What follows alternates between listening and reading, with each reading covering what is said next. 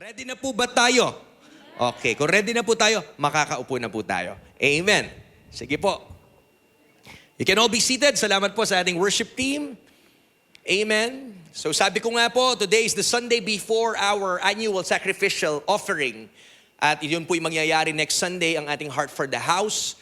At bago po yun, ay nais kong ma-prepare, maging handa po ang bawat isa, no, na hindi lang po yung ating offering, but even po yung ating buong sarili, ang ating puso sa Panginoon.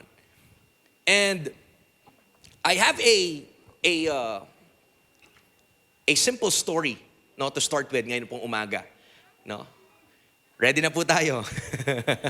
Na-miss po ng anak ko yung mag-church, 2 buwan ata siyang wala. Amen. Napakabuti po ng Panginoon. Again, gusto ko po magpasalamat sa bawat isa na nanalangin at sumuporta po. At eto na po si Ablaze ngayon, parang walang nangyari. Amen. Glory to God. At sa Diyos po ang papuri. Amen po ba? So let me start with a simple story about the chicken and the pig. Alam ko po yung mga Pilipino mahilig sa kwento. Amen. Tingnan mo yung katabi mo kung hindi pa inaantok yan. Hindi naman. Amen. So let me start this preaching with a short illustration, a story about the chicken and the pig. So one day po, meron pong isang manok, no, at baboy, at sila po ay, they were walking down the road together, at nung sila po naglalakad, they passed a diner, no? Na meron pong malaking karatula doon sa restaurant. At ang nakasulat po doon is serving the best bacon and eggs in town. Oh, imagine niyo, isang baboy, isang manok, no? Habang naglalakad sila, may nakita silang resto at nakasulat na malaki, serving the best bacon and eggs in town. At ang nangyari po, the chicken got excited. At sabi niya dun sa kasama niya, sabi niya sa baboy, sabi niya, uy, tayo yun, no? Sabi niya, no? That's our kind of restaurant.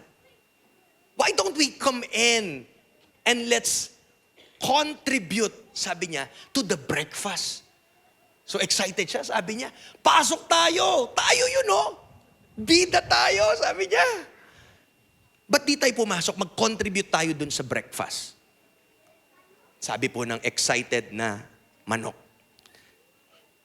Pero alam niyo po nangyari? Huminto po yung baboy, sabi niya, the pig stopped and he replied, sabi niya, wait for a minute. Teka lang, sabi niya. Teka lang, sabi niya. For you, look at me. It's just a contribution. Para sa'yo, it's just a contribution. Because yung ang gagawin mo, you will lay an egg and move on. But for me, kailangan kong isakripisyo ang buhay ko. For me, that's total commitment. I'd have to give my life. Are you getting the point? Excited yung manok, sabi niya, kasi manok mangingitlog lang eh. Magbibigay lang siya ng share niya. Pero yung baboy, sabi niya, di mo naintindihan. Ako, ibibigay ko yung buhay ko. Hindi tayo pareho. And this story po, this illustration reminds us of the difference between involvement and sacrifice. Are we getting this? So makita po natin malinaw dun sa story, the chicken contributes, but the pig commits everything. Wow. Amen. I do believe po in the same way, God is not looking for half-hearted involvement. May importante po akong word na dala-dala ngayong umaga sa atin. Kung excited po kayo, no? Or maybe some of you, this is your first time to join po yung ating Heart for the House Sunday. Ito po ay mahalagang word galing po sa Panginoon because God is not looking for half-hearted involvement, but He is calling us to a wholehearted surrender. Ang mangyayari po next Sunday ay hindi lang po about sa amount. Hindi lang dun sa inipon natin. Hindi lang po dun sa kung ilan, gaano, kung ano yung amount ng ibibigay natin next Sunday. Hindi po about yun doon. God is calling us to a wholehearted surrender. Kagaya po ng ginawa ni Jesus. Aren't you grateful that Jesus didn't just make a contribution to our salvation? Amen? Hindi lang siya nag-contribute, hindi lang siya nagbigay ng anumang maliit na portion po para sa ating salvation. But praise God, He gave His life so that you and me could live our lives fully to Him. Palakpakan po natin yung Panginoon. Come on, if you're grateful, sige po, malakas na palakpak sa Panginoon. If you're grateful na ang Diyos po, binigay niya yung buong buhay niya. Nag-commit po siya. Sinurrender niya. No wonder, ang panalangin po ni Jesus, not my will, sabi niya sa kanyang ama. Kung pwede po itong cup, sabi niya, to pass over, but sabi niya, not my will, but your will be done. Amen. I want to connect po itong illustration natin with our main text this morning. If you have your Bibles with you, can we open it to Romans chapter 12, verses 1 to 2. Sabi po dito, Romans 12, verse 1, therefore, pwede po ba natin basahin ng sabay-sabay para di tayo antukin? 1, 2, 3, go. Therefore, I urge you, brothers and sisters, in view of God's mercy, come on, shout, God's mercy, to offer your bodies as a living sacrifice, come on, holy and pleasing to God. This is your true and proper worship. Come on. Do not conform to the pattern of this world, but be transformed by the renewing of your mind. Then you will be able to test and approve what God's will is, His good, pleasing, and perfect will. Pinagpala na po yung salita ng Panginoon. Dito po sa text natin, explain ko lang po shortly na sinimulan po ni Pablo, no? He begins with the word therefore, no? And pastor, bakit po sinimulan ni Pablo? Bakit yun yung pauna niyang salita dito po sa text na to? Bakit therefore? No? Ang point po ni Paul dito, that one word, therefore, it points us to everything he said mula po Romans 1 hanggang 11. Are you getting this? Okay? Ito pong binasa natin ay Romans 12. Sabi niya, therefore. Ang punto po niya, lahat ng binanggit niya mula Romans 1 to Romans 11, he talks about the grace of God, the mercy of God, the forgiveness. He talks about salvation through Jesus. Lahat pong iyon. Parang sinasummarize niya. It's like Paul was saying here, sabi niya, because of everything God has done for you, the only reasonable response is to give yourself fully to Him. Are you getting this? Ang sabi po ni Pablo, dahil sa lahat ng ginawa ng Panginoon sa atin, nag-provide po siya ng kaligtasan, pinatawad niya tayo sa ating mga kasalanan, nilinis niya po tayo, mabiyaya ang Diyos, naranasan natin yung habag niya, lahat ng ito. Yun yung sinasabi niya, therefore. Amen. Dahil naranasan mo, nakita mo lahat ng ginawa ng Panginoon sa buhay mo. Ngayon, anong response natin?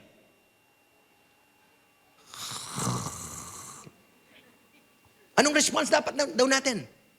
Ibigay natin ng buong buo yung sarili natin sa Panginoon. Palakpakan po natin ang Panginoon. Come on. Hallelujah. Amen. Ibigay daw po natin. That's why I'm here to remind you, church. Alam ko po kahapon, no? Karamihan sa atin galing lahat sa puntod. So I understand yung iba sa atin ay inaantok, maybe ginabi kayo, no? But ang ganda po ng word ngayon, huwag niyong hayaang makatulog kayo. Salamat po sa 10 pumalakpak. Amen. Ayun, dumagdag na naging 15, naging 20. Sige, lahat po tayo palakpakan natin yung Panginoon. Hello? Ang sarap po ng text na to, sabi niya, no? Nasa lahat ng ginawa ng Panginoon sa atin. Ang ganda po na ma-remind tayo every time we gather, we assemble. Ano ba yung reasonable response? Sa lahat ng ginawa ni Lord, anong response dapat natin pag nandito tayo? Antok-antok. Anong response? Anong response? Ang tagal ng oras, nakakainip. Ano dapat yung response na isang taong naranasan niya ang kabutihan at kabaitan at biyaya ng Panginoon sa buhay niya? Come on. Come on. Hallelujah. Come on, sige po. Let's respond to His goodness. Yun ang sinasabi ni Pablo. Sabi niya, wala na akong maisip pa na reasonable na response, kundi ibigay natin hindi lang kaunti, hindi kalahati, hindi yung tira-tira, ibigay natin yung buo natin sa Panginoon, sabi niya. Then Paul says, offer your bodies as a living sacrifice. Alam niyo po, in the Old Testament, we know this, no? Sacrifice sa kanila in the Old Testament, it meant death. Pero yung sabi po ni Pablo dito, living sacrifice. Buhay na alay. That means it is a daily, ongoing worship. Not just a one-time act, but a continual posture of surrender. Hindi minsan. Ay, pastor, okay na ako. Sinuko ko na kasing buhay ko kay Lord mga 30 years ago. Naranasan ko na rin, pastor. I responded with a gesture. Pumunta ako sa altar. Nag-altar call. I understand. Oh, ginawa mo yun before. But you need to understand yung sinasabi po ni Pablo dito, let us offer continually. It is ongoing worship, daily posture po ng surrender natin. After all, worship isn't just a song that we sing. Alam niyo po ba yon? Na ang worship is not the songs that we sing. But it's a life that we give. Itong buhay na to na inaalay natin sa Panginoon. Palakpakan po natin sa Lord. Come on. Sige po, malakas na palakpak para sa Panginoon. So now we understand, yun pala yung worship, hindi yung kung anong ginagawa natin sa bibig natin. It's not how loud you sing, how loud you clap your hands. But ang worship ay patungkol sa patuloy na pagsusuko ng buhay sa Panginoon. The first point po na gusto kong i-drive ngayong umaga is this: God isn't after your contribution, but He's after your surrender. Before we go and come here next Sunday, before we give our heart for the house offering, I'm here to tell you, He's not after your contribution. Alam mo, tinitingnan ng Diyos yung pagsuko po natin. And when Paul wrote this, he wasn't talking about giving money. Hindi po pera yung tinutukoy ni Pablo dito, but he was talking about giving yourself. Kaya sabi niya, offer your bodies as a living sacrifice. In other words, yung gustong sabihin po ni Pablo, don't just give something from your life, but give your whole life to God. Yun yung punto po ni Pablo dito. Hindi ka lang dapat magbigay ng porsyon ng buhay mo. Amen? But ibigay mo yung buong buhay mo.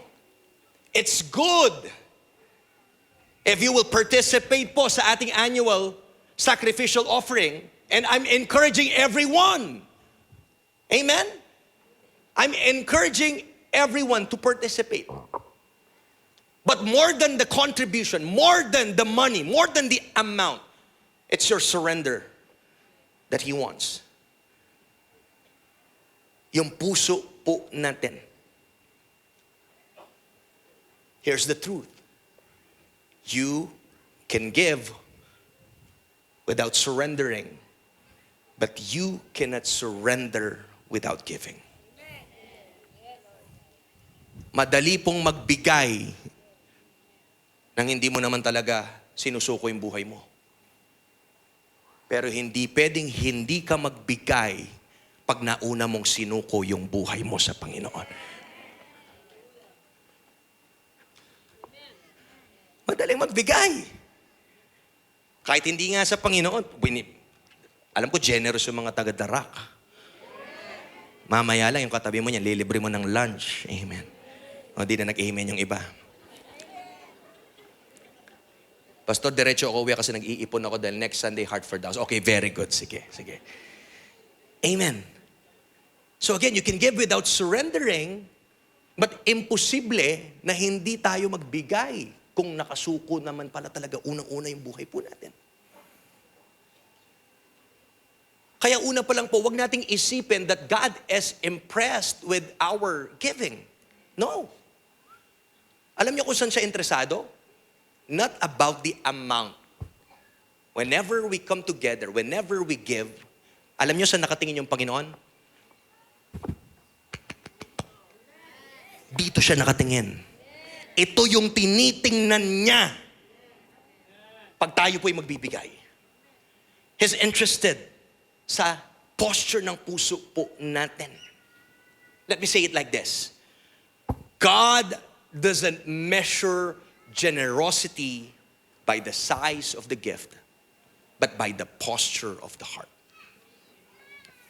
Ang generosity po, hindi tinitingnan ni Lord na, uy, ang laki ng binigay niya. Si Lord lang naman nakakakita niyan eh. Tama? Hindi natin alam mo yun, mai-impress si Lord sa generosity natin, sa laki ng ating ibibigay next Sunday. But again, I do believe this is a now word because God wants our hearts to be surrendered. Gusto ng Diyos maging ready yung puso po natin. I remember in Mark chapter 12, no? When Jesus watched the people giving in the temple, kung naaalala niyo po yun, no? Hindi niya pinuri, He didn't praise the rich who gave large amounts. Naalala niyo po yung story? Na nakasilip yung Panginoon sa templo at dumarating po iba't ibang klaseng tao, yung mga mayayaman na malalaking binibigay. Pero hindi po pinuri ng Panginoon those rich people who gave large amounts, but He praised the widow na nagbigay ng dalawang kusing. Pastor, bakit pinuri ni Jesus yung widow? Kasi makikita po natin dun sa story niya, yung mga mayayamang tao, nagbigay nga sila, pero sa totoosin, hindi proportion. Mayaman sila, pero yung binigay nila mukhang malaki, pero sa totoo, kurot lang. Kaya po dapat, sina-challenge natin yung bawat isa. Whenever we come to God, whenever we give, dapat maranasan natin yung pagbibigay na masakit. Have you experienced that kind of giving? That it hurts you so much bago mo bitawan? Sa ibang bagay, nagagawa natin eh. Tama? Sa ibang gamit, kaya natin bitawan. Sa iPhone, ano na lang? Ano sabi nila? Pumiyak na ka mo. Deserve ko to. Mga deserve na yan. Kung deserve mo, walang problema po. Walang nagbabawal sa'yo for that. But again, God is looking dun sa posture ng puso natin. Ang tanong, when was the last time that you gave to the Lord na ikaw ay nasaktan? That's my challenge. If you've been participating dito sa ating Heart for the House, I believe meron kang testimony ng iyong pagbibigay. But again, sometimes it's not really about the amount. Because yung giving mo, it's about you and the Lord. And ang church po, hindi niya pinapakilaman kung kaya nga wala po tayong pangalan. You just give freely. Amen? So again, tinitingnan ni Lord yung posture ng puso natin. Yung mayayaman nagbigay pero kurot lamang sa kanila. Hindi po proportion yung kanilang pagbibigay. But the widow, she didn't just make a contribution, but what she made is what? She made a surrender. Dalawang kusing, but for that widow, yun na lahat para sa kanya. Bakit siya pinuri ni Jesus? She gave everything. Yun po ang surrender. Palakpakan po natin ang Panginoon. Amen. That's number one. Pangalawa po, surrender. You need to understand that surrender isn't losing. Pero ang meaning ng surrender is trusting. Hallelujah. Di ba po sa mundo, pag sumuko ka, lugi ka eh. Tama? No? Sa mundo, pag sumuko ka, talo ka. Pero sa Panginoon, baligtad. Sa kingdom ni Lord, pag sumuko ka, panalo ka. Hallelujah. Palakpakan mo yung Panginoon. Yan po yung paradox ng kingdom. Kaya po, dapat tayong ma-remind over and over again. I understand the word surrender. Sometimes it sounds scary. It sounds what? Losing control. Tama? Yun yung ibig sabihin ng surrender. It means letting go. Pastor, takot ako sa surrender because it's giving up something valuable. Kaya nga sa Kristiyano, yung pinakahuling nabuborn again, yung pitaka. Alam niyo po ba yun? Totoo naman po. Kaya nating bigay lahat, yung oras natin, yung skill natin. But Lord, yung pitaka ko. Lord, may bibilin pa ako, Lord eh. Lord, wait lang, may pinag-iipunan ako. I understand. Kaya nga dun pumapasok yung surrender. Hello? Again, surrender isn't losing. So pag sinurrender mo pala, iyon sa Panginoon, actually hindi ka nawawalan. Pag natutunan mong bitawan yung pinapabitaw ng Panginoon, ibig sabihin ng pagbitaw mo, ikaw ay nagtitiwala. Hallelujah. Come on. Come on. It means you are trusting Him. It's saying like, parang sinasabi natin na, God, I believe you can do more with what I surrender than I can do with what I keep. Lord, naniniwala ko, itong bibitawan ko, may mas matindi ka pang magagawa dito kesa i-keep ko to eh. No wonder sabi ng Bible that unless a kernel of wheat falls and dies, ito po daw nagmumultiply. May mga bagay na tinuturuan po tayo ng Panginoon na bitawan natin sa ating kamay kasi hanggat hindi natin bitawan, hindi po ito mamumunga at lalago at magmumultiply. Amen po ba? I remember this powerful story about Abraham and Isaac. Sino po nakakaalala sa story? When Abraham climbed Mount Moriah, nakasama po si Isaac, no? Di ko na po kikwento, maganda yung pagkakakwento ni Pastor Runan eh. No? So Abraham, he climbed Mount Moriah with Isaac at makikita po natin dito that si Abraham po wasn't just bringing, look at this, he wasn't just bringing an offering, but actually he was bringing his heart. Imagine ang tagal niya naghintay, tapos nung dumating si Isaac, sabi ng Panginoon, ialay mo sa akin yung kaisa-isa mong anak. So he was bringing his heart. At makita natin sa story that he didn't just give his son. Hindi lang siya willing na ibigay yung anak niya. Kasi dumating po sa point na tinaas niya eh. Ganon din i-describe eh. Tinaas niya yung knife, talagang masakit man pero willing po siya na ialay yung pinapaalay ng Panginoon. But he didn't just give his son. That gesture of raising the knife is a sign of trust.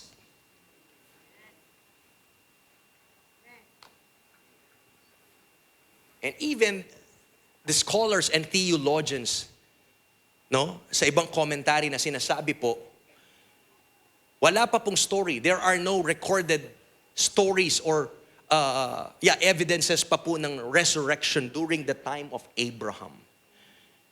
But sa sobrang trust, look at this, sa sobrang pagtitiwala ni Abraham sa Diyos, he is believing na kung man patayin niya yung anak niya, he knows and he believes with all of his heart that God can resurrect Isaac.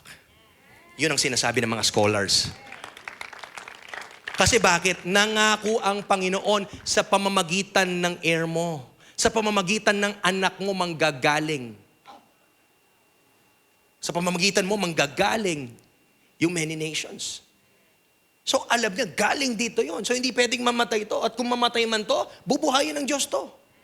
Ganun po yung pagtitiwala ni Abraham. Amen. So, again, pag-akyat niya po sa Mount Moriah, he was bringing his heart. Dala-dala niya rin po yung pagtitiwala niya sa Panginoon. And in that moment, God didn't let Abraham sacrifice Isaac because in the first place, look at this very closely, because God never wanted Isaac in the first place. Ang Diyos, hindi si Isaac talaga yung gusto niya. He wanted Abraham's heart. Yung pinakagusto ng Diyos, yung hinihingi talaga ng Diyos, di naman yung anak niya eh. Anong hinihingi ng Diyos? Yung puso niya. Tines ng Diyos si Abraham. Kung mahal, titingnan ko nga kung hiningi ko itong pinakahihintay niya at pinakapinagpe-pray niya. Titingnan ko kung sinong mas mahal niya. Ang tanong sa atin po, ano yung mga bagay na di natin mapakawalan sa kamay natin? At ang mangyayari po next Sunday, tinitingnan ni Lord yung puso natin. Anong gusto niya? Hindi yung laman ng sobre mo. Ito yung gusto niya, yung puso mo. Palakpakan po natin ang Panginoon. At nung nakita ng Diyos, once Abraham proved his surrender, nakita po natin that God released His provision.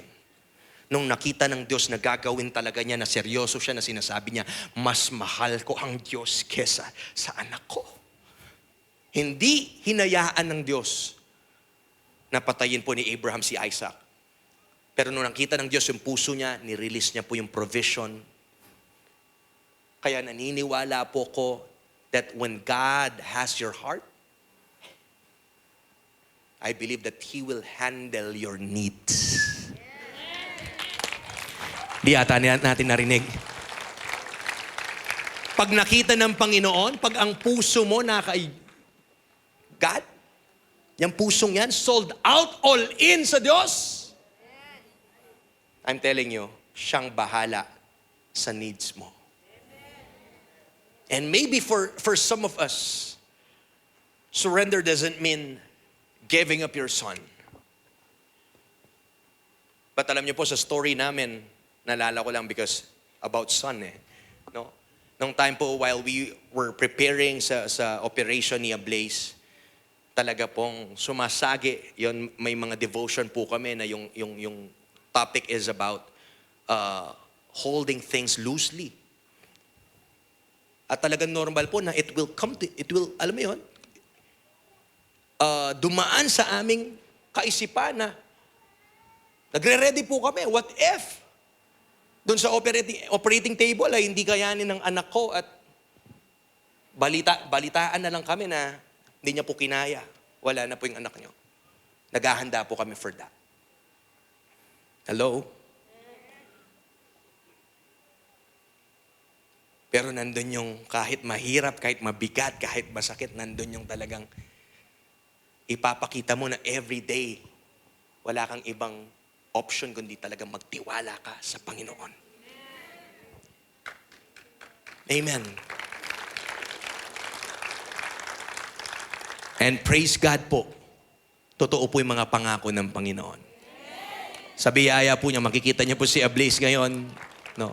Kaya po namamaga yung chicks niya dahil sa kanyang gamot. No.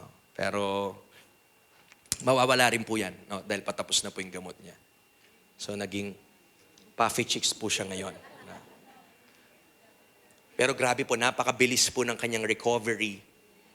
No? Nasabi dapat mga 1 buwan pa yan bago tumakbo-takbo. Pero kauwi po namin talagang nagpakitang gilas na si Spider-Man. Talagang akyat panaog na po. Kami na po yung bumabawal kasi talagang nagbilang lang po kami ng linggo at araw. Yung normal niya pong routine before, yun na yung ginagawa niya. Palakpakan nga po natin yung Panginoon. Ganun po kabuti si Lord. Amen. So sa atin po, maybe iba-iba po yung itsura ng surrender. For some, it might mean forgiving someone who hurt you. Amen? Or maybe trusting God with your career path, letting go of control sa iyong pamilya, or obeying God in something that doesn't make sense yet. Hindi ko po alam anong itsura po ng surrender nyo. But again, I'm here to remind you that every act of surrender is an act of trust. Lahat po ng kwento ng pagsuko, ito po'y kwento na sinasabi at pinapakita mo sa Panginoon na, Lord, pinagkakatiwalaan kita.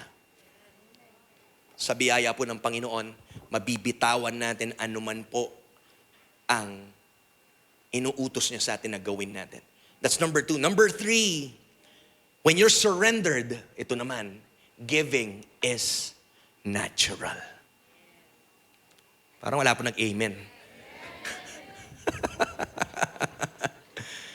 Sabi po again, when you're surrendered, giving is natural. So again, hindi po ito issue ng pagbibigay. Ang inuuna po dito ay ang pagsuko.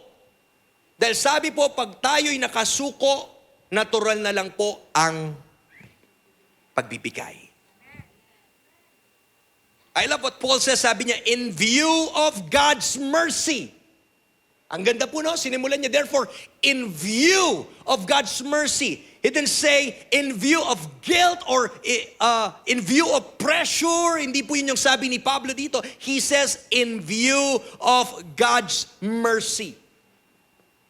Pastor, gaano ka-importante yung sinabi ni Pablo in view of God's mercy? I do believe na yung sinasabi niya, yung habag ng Diyos, the mercy of God, I do believe, is what fuels a surrendered life. Bakit nakakayanan natin isuko ang ating buhay sa Panginoon? Dahil naranasan natin yung habag niya at biyaya niya. Amen. Look at this, church. When you've truly seen what Jesus did for you, and when you remember His mercy, it changes everything sa buhay po natin. And surrender becomes the only reasonable response. Uulitin ko po, pag nakita na po natin yung ginawa ng Diyos, kung nakita mo yung ginawa ng Diyos sa buhay mo, at naalala mo gaano katindi yung biyaya at habag ng Panginoon sa buhay mo, it changes everything. Amen? It changes everything. Even the way we give changes. Nagbabago pati po yung pagbibigay natin sa Panginoon. Dahil lagi po nating naririnig, we can never outgive God. Hindi po natin pwedeng pagmalakihan yung Panginoon. Hindi natin pwedeng ipamukha sa Diyos yung mga binibigay natin. Dahil wala na po tayong ibibigay pa sa Diyos na hindi naman galing sa Kanya. Wala po tayong ibibigay, tama, na hindi galing sa Kanya. That means lahat ng ibinibigay natin at ibibigay pa natin sa Diyos ay galing lang po lahat sa Kanya.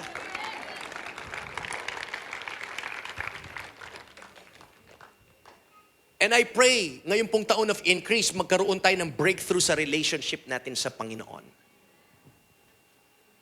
Ako po, yun po yung naging conviction ko na, Lord, ang gusto ko darating yung time, hindi ako nakikipag-tag o war sa'yo, lalo na sa finances. Pag sinabi mo, Lord, na bitawan. Pag sinabi mo, Lord, na ibigay namin. Bigyan mo ko ng ganong klaseng puso. Ayaw kong makitag of war sa Diyos na sa Kanya naman galing lahat. Bakit ako makikipag-away sa Diyos na nagbigay ng buhay ko? Bakit ako makikipag-away sa Diyos na nagbibigay ng hininga ko, nagbigay ng lakas ko, nagbigay ng trabaho ko? Siya yung bumubuhay sa atin, siya yung nagsusustain sa atin.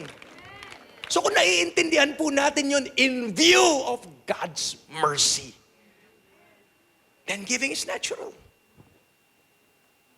Tama po ba? That's why a surrendered heart, it doesn't say, how much do I have to give? But it says, how much can I honor God with what He's given me? Maybe yung iba po sa atin, kailangan nating itanong ito bago po yung next Sunday.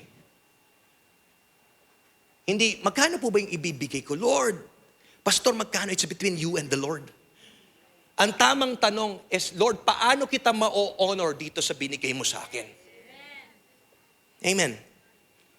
And a surrendered church doesn't say, how can we raise funds for a project? Kaya malinaw po lagi nating sinasabi, hindi po to basta project para saan, no. It's a faith builder. So a surrendered church should say, how can we build God's kingdom with everything we have? Hindi ko po alam sa inyo, pero ako po, every Heart for the House, every year, I'm super excited doon po sa mga matutulungan natin. Salamat po doon sa 5 pumalakpak. Sabi ko, excited po ako sa mga matutulungan natin. Amen? Sino po dito naranasan niyang matulungan? So alam mo yung feeling ng joy ng matulungan. Kaya dapat excited tayo kasi tayo tutulong eh. No? Tayo po'y tutulong beyond po sa 4 na sulok ng church na ito. So our Heart for the House offering isn't about meeting a need, but it's about what? Revealing our heart. Because, again, when your life is surrendered, your giving will always follow. So I'm dreaming of a house, a church, filled with generous people. Amen. Ang ganda po ng journey natin sa mga liit-liit, no?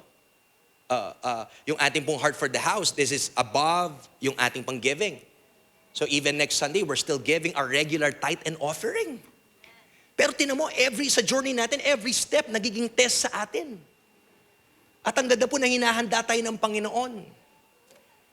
Dahil excited po ako pag pinag-usapan na natin, even po yung lote na gusto nating bilhin, hallelujah, para sa church. Amen. Parang mahina po yung palakpak ng iba. Parang,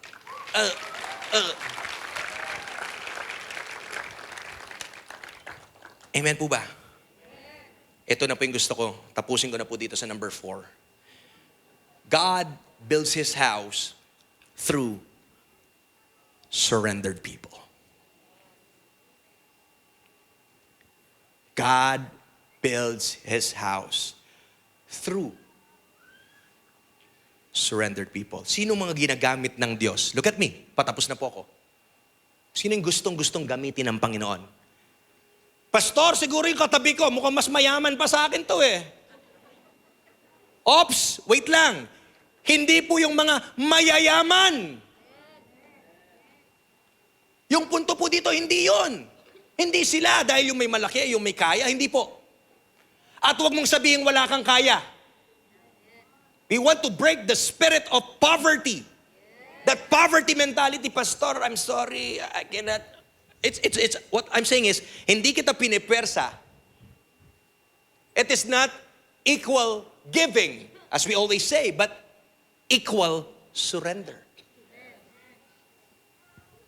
Yung bibigay natin, hindi pare-pareho, pero dapat yung pagkakapareho natin, lahat tayo surrendered. Yun po dapat. Gising pa po ba tayo? So, Pastor, hindi sa mayayaman, not the rich or what? But He wants to build His kingdom through surrendered people. Because when God finds surrendered people, He builds through them. Look at this. Look at the grace of God po dito. Hindi niya naman tayo kailangan eh. Alam niyo po ba?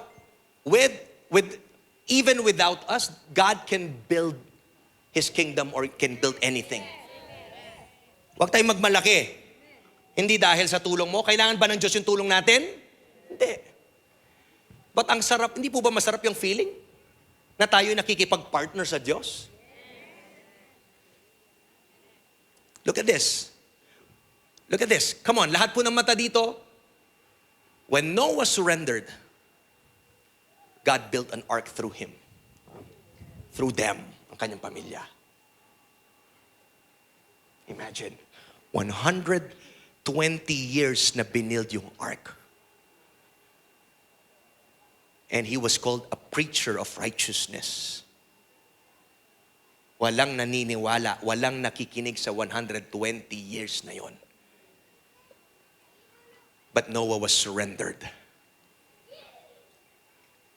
And God built an ark through him. When Moses surrendered, God built a nation through him.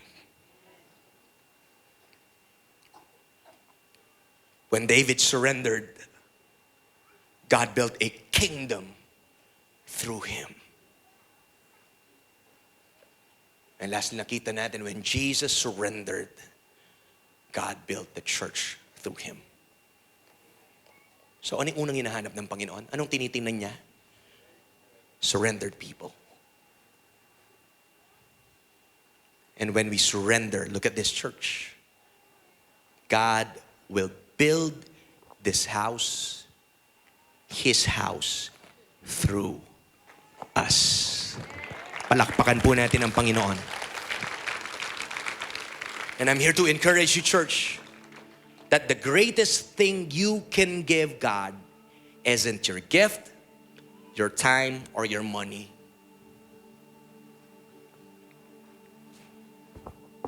It's you. Ikaw mismo. I remember the quote from Saint Irenaeus. Na sabi niya, the glory of God is a man fully alive. What's the best gift that you can give to God?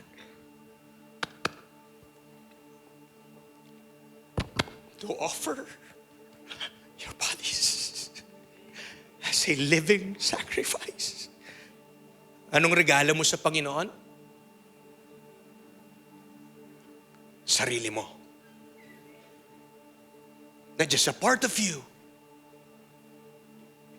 but the whole you surrendered.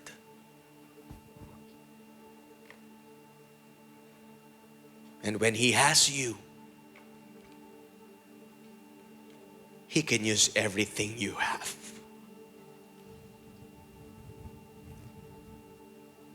Kaya niyang gamitin lahat. Ang isang taong nakasuko, kung ikaw ay teacher, hindi niya lang pwedeng gamitin yung resources mo, yung katalinuhan mo. Gagamitin ka niya rin sa campus to change the world. Gagamitin niya yung influence mo para sa mga tinuturuan mo.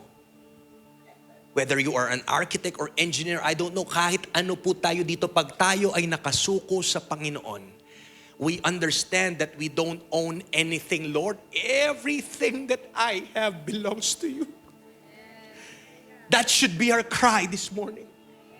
That should be the prayer of our hearts. Lord, everything I have is yours. So you are my general commander, Lord. I will just say yes to you. Pag sinabi mo, Lord, I will do it. And I know, may time po na minsan may sakit. May pain, yes, I understand. Hindi po lahat ay automatic na madaling gawin. But again, pag nakasuko po yung buhay natin, puso natin sa Panginoon, He can use everything that we have. Palakpakan po natin ang Panginoon.